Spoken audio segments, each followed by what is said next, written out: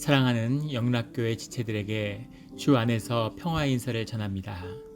오늘은 7월 16일 목요일입니다. 오늘의 묵상 본문은 열왕기하 20장 1절로 11절까지의 말씀입니다. 오늘의 본문은 이렇게 시작합니다. 그때 히스기야가 병들어 죽게 되매 아모스의 아들 선지자 이사야가 그에게 나와서 그에게 이르되 여호와의 말씀이 너는 집을 정리하라 내가 죽고 살지 못하리라 하셨나이다.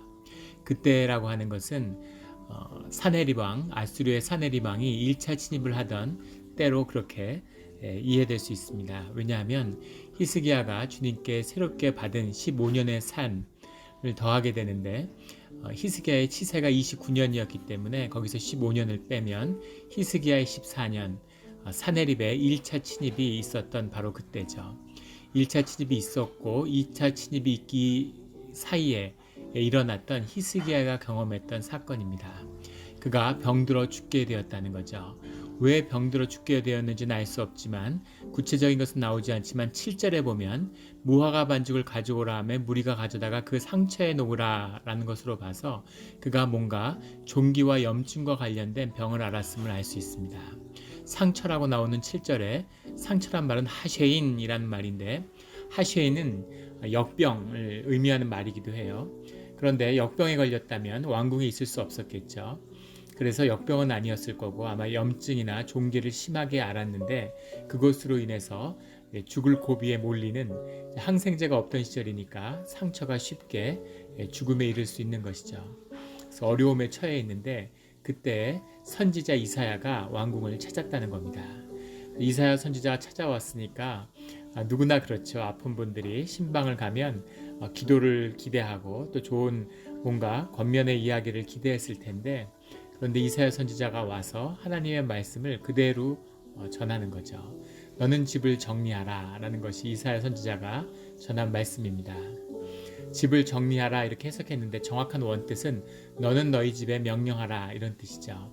그러니까 유서를 쓰고 너의 주변을 정리하고 죽을 준비를 해라 라는 겁니다. 나라가 위기에 처했는데 이 어려움 속에서 이런 얘기를 들을 때 이 히스기야 왕의 마음은 참 힘들었겠죠. 2차 침입을 겪은 다음에 지금 이 본문이 순서대로 나오니까 사실은 히스기야가 뭔가 하나님과 직접 기도로 교통할 수 있는 사람이 된 것처럼 느껴지지만 사실은 이제 그렇지 않은 겁니다. 1차 침입 때 왕궁에 있는 금은을 다 걷어다가 심지어 신전에 있는 금까지 다 벗기고 그것을 아수르 왕에게 바쳐서 간신히 위기를 모면했는데 그 와중에 자신도 죽게 되었으니까 그 마음에 처참함이라 이루 말할 수 없었겠죠. 2절에 히스기야가 낯을 벽으로 향하고 여호와께 기도하여 이르되 낯을 벽으로 향한다는 것은 주님께 전심으로 나아간다. 주님만을 바라본다. 이런 뜻이 들어있습니다. 반대로 고개를 돌린다. 이런 것은 그것을 무시하고 그것에 저항한다. 이런 뜻이 들어있는 거죠. 낯을 벽으로 향했다는 건 오직 주님만을 바라보겠다. 이런 의미입니다. 그래서 주님께 기도하기 시작했다는 거죠. 3절에 여호와여 구하오니 내가 진실과 전심으로 주 앞에 행하며 진실과 전심으로 행했다는 것은 주님 앞에 내가 감춘 것이 없고 내가 나로서 주님이 주신 모습 그대로 살았다는 거죠. 그리고 전심으로 행했다는 것은 내가 그 마음을 온전히 주님께 드렸다는 겁니다. 주님만 생각하고 구별해서 나의 삶을 주님께 드리는 그 예배의 삶을 주님이 아시지 않습니까? 라는 거죠. 주께서 보시기에 선하게 행한 것을 기억하옵소서. 그 가운데 주님이 선하심을 보고 기억해 주십시오. 모든 것이 선했다는 뜻이 아니라 그 안에 선한 것이 있지 않았습니까? 내 안에 선한 것, 주님이 주신 그 귀한 것을 주님이 보셨사오니 그것을 기억해 주십시오. 라는 거죠. 우리가 주님을 보는 것은 주님이 우리 안에 좋은 것을 보고 기억해 주시는 겁니다. 우리 안에 모든 것이 좋아라고 하신 적도 없고 또 우리가 의롭게 살 수 있다고 말씀하시지 않죠. 그러나 우리 가운데 선하고 의로운 것이 있음을 주님이 기뻐하시는 겁니다. 주님이 그것을 기뻐하시기 때문에 주님이 그 모습을 기억해 주시는 거죠. 그 기억하시는 모습으로 우리를 바라봐 주시는 겁니다. 그래서 그것을 간구하면서 히스기야가 주님 앞에 나아가서 기도하는 거죠. 그렇게 기도하고 히스기야가 심히 통곡하더라. 통곡한다는 모습이 진실한 모습이죠. 통곡이라는 건 진실함에서 나오는 겁니다. 우리의 아픔의 눈물이라는 건 진실한 거죠. 그 아파하는 나는 진짜니까, 어떠한 거짓이 있을 수 없으니까 그 아픔 가운데 내 감정과 내 마음이 내 생각과 하나가 돼서 그때 내가 나로서 경험되는 그 순간이죠. 이것이 통곡의 순간이고 내가 나 되는 순간입니다. 통곡이 터져야 되는 거죠. 베드로가 3번 주님을 부인한 다음에 통곡하죠. 그 통곡이 있기 때문에 내가 나로서 주님 앞에 내가 이런 사람이구나, 나는 이런 사람입니다 하고 주님 앞에 진실로 서게 되는 것입니다. 그 통곡이 히스기야에게 터져 나왔다는 거죠. 이 주님 앞에 통곡하는, 한 번은 통곡함으로 주님을 정말 만나는 진실한 나를 경험하는 우리 모두가 되기를 주의 이름으로 축원합니다. 그 인간적으로 히스기야 안에 애통함이 있었을 거예요. 생각해 볼 수 있는 건 일단 자식이 없다는 겁니다.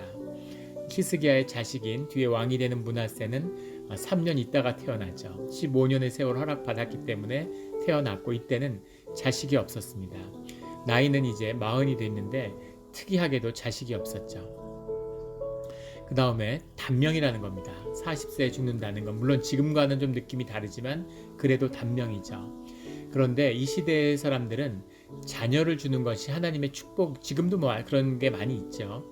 근데 그 시대는 절대적으로 자녀를 주는 게 하나님의 축복이라고 믿었어요. 왜냐하면 신앙의 유업을 자녀에게 물려야 된다고 생각했기 때문입니다. 그런데 자식을 주지 않았다는 건 그 삶의 유업이 끊어졌다는 의미로 받아들였기 때문에 그것이 주님 안에서 더 비통한 것이죠. 그리고 장수를 주님의 축복으로 받아들였습니다. 지금도 그렇죠. 그런데 단명하고 자식이 없는 그 아픔감이 더 심했겠죠. 그리고 나라는 위기에 처해 있고 이 상황에서 정말 앞이 캄캄한 그런 마음으로 통곡하며 주님께 간구했다는 겁니다. 그런데 4절에 이사야가 성읍 가운데까지도 이르기 전에 여호와의 말씀이 그에게 임하여 이르시되, 성읍 가운데까지라고 해석했는데 정확한 원뜻은 영어로 하면 미들 코트입니다. 왕궁 안에 있는 그 정원을 벗어나기 전에, 채 왕궁을 나가기도 전에 여호와의 말씀이 다시 이사야에게 임했다는 거죠.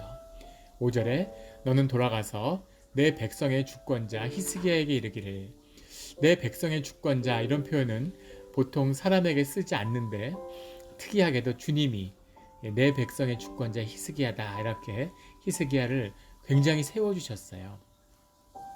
무슨 대단한 일을 하고 엄청난 일을 해서 세워주신 게 아니라 하나님 앞에 통곡하고 눈물로 울고 있는 히스기야를 주님이 높여주시는 겁니다. 이게 주님의 마음이죠. 이 마음을 만나는 것이 주님을 만나는 것입니다. 돌아가서 왕의 조상 다윗의 하나님 여호와의 말씀이 내가 내 기도를 들었고 내 눈물을 보았노라 라고 전해라.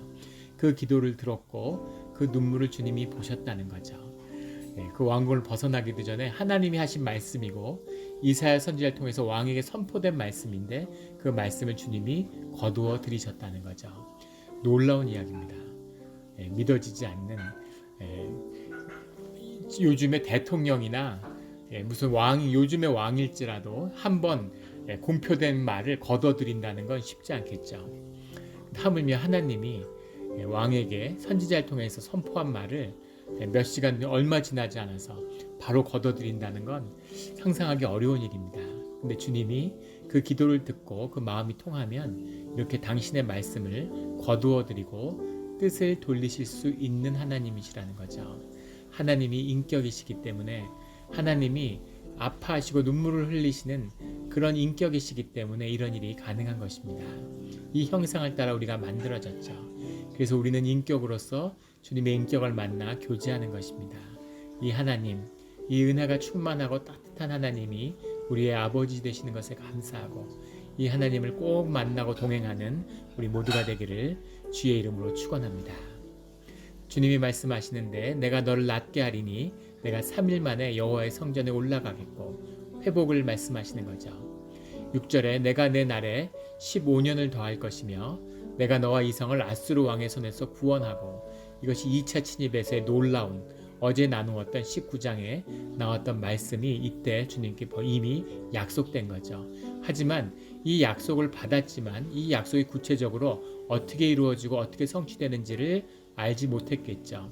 2차 침입을 받아서 절체절명의 위기에 처했을 때 이 말씀을 받은 것을 기억하는 히스기야가 이 말씀을 붙들고 하나님, 주님이 약속하신 이 말씀을 성취해 주십시오 라고 다시 기도드릴 때 그 기도가 주님 앞에서 응답된 것입니다.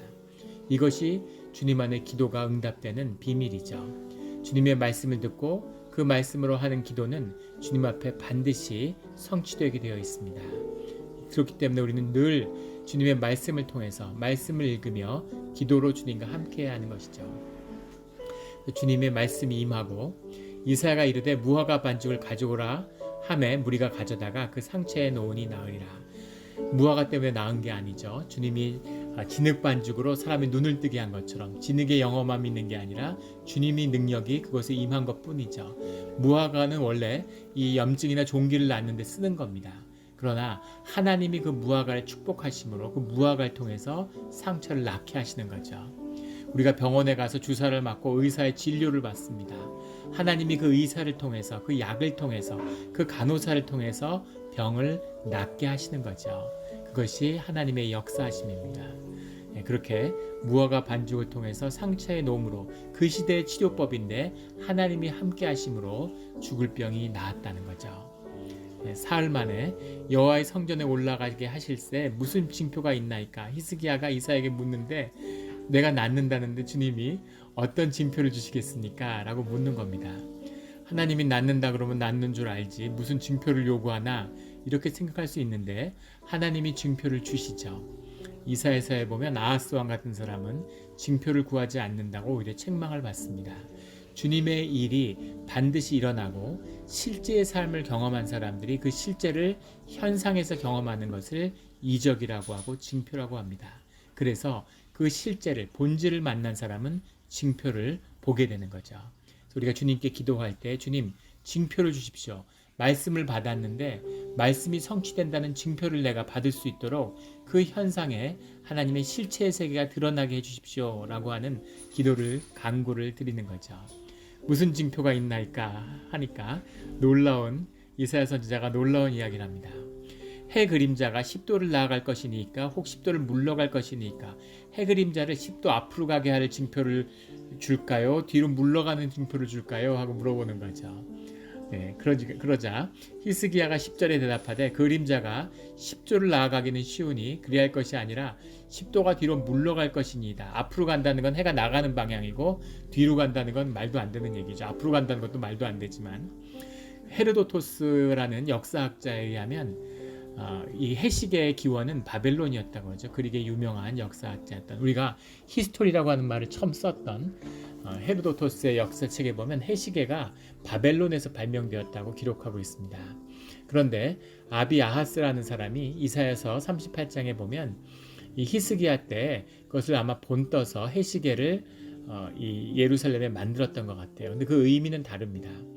그 의미가 다른 건 정방향의 그 방 안에 해시계를 놓아서 바벨론에서는 사실은 일요일 신을 섬기는 신앙의 형태였죠. 우리가 생각하는 그런 시간의 개념이 아니었습니다. 그런데 이 예루살렘에 나왔던 것은 이제 그런 의미는 아니죠. 만약에 그런 것을 예루살렘 성 궁전 안에 두었다면 그것은 우상 숭배가 되는 거죠. 그 모든 것을 제한 히스기야가 그것을 용납하지 않았을 겁니다. 그리고 구조도 좀 달랐다고 해요. 이 예루살렘인의 시계는 12계단으로 이루어져서 계단의 그림자가 가는 것으로 시간을 표시했다고 합니다. 그러니까 그 시간이 그 계단을 올라가는 것을 표시하는 거죠. 그런데 앞으로 나가게 할까요? 뒤로 물러가게 할까요? 라고 할 때 뒤로 물러가는 것을 있을 수 없는 것을 보여달라고 요구했는데 주님께서 11절에 보면 선지자 이사야가 여호와께 간구하며 아하스의 해시계 위에 나아갔던 해 그림자를 10도 뒤로 물러가게 하셨더라. 충격적인 이야기지만 처음 있는 기적은 아닙니다. 여호수아 때 주님이 낮에 해를 멈추신 일이 있죠. 정말 해를 멈출 수가 있을까? 해를 뒤로 미룰 수가 있을까? 해를 뒤로 미뤘을 수도 있고 아니면 그림자만 뒤로 물렀을 수도 있겠죠. 근데 무엇이든 다 생각할 수 없는, 있을 수 없는, 상상할 수 없는 주님만이 하실 수 있는 기적입니다. 이걸 통해서 주님이 당신의 계시에 대한 징표를 주셨죠. 또 우리 마음에 아니 병이 낫게 하는 게 무슨 대단한 것이라고, 병을 낫게 해달라고 이런 엄청난 기적을, 이런 작은 기적으로 해서 이 징표가 더 엄청난 기적인 것 같은데, 이런 무지막지한 이런 억지 같은 기적을 강구하고 또 그 강구를 들어주시는 주님은 뭔가, 이제 이런 생각이 들죠. 그런데 그것은 인간적인 생각이고, 기적의 크고 작음이 문제가 아니라 주님께 중요한 것은 바로 그 모든 이적의 중심에 놓여 있는 히스기야의 인격을 만나는 것, 이것이 주님께 중요한 것이죠. 진실하고 참된 히스기야의 모습을 만나고 그 가운데 은혜로 함께 하시는 것, 이게 주님한테는 더 중요한 것입니다. 해가 앞으로 가든 뒤로 가든 그런 건 중요한 게 아닌 것이죠. 그리고 그런 것을 하실 수 있는 능력의 하나님이시라는 거죠. 그 하나님이 우리의 아버지시고 우리의 기도를 들으시고 우리와 함께 하기를 원하신다는 겁니다. 그래서 우리가 기도해야 되는 거죠. 이것을 만남으로 히스기야에는 더 큰 기도의 제목이 열리고, 이 예루살렘의 사내립의 2차 침입을 막아내는 큰 기적이 임하게 되는 거죠. 자기의 병을 치유하는 그 기도에서 시작해서 민족을 구하고 나라를 구하는 그런 기도로 자라나게 되는 겁니다.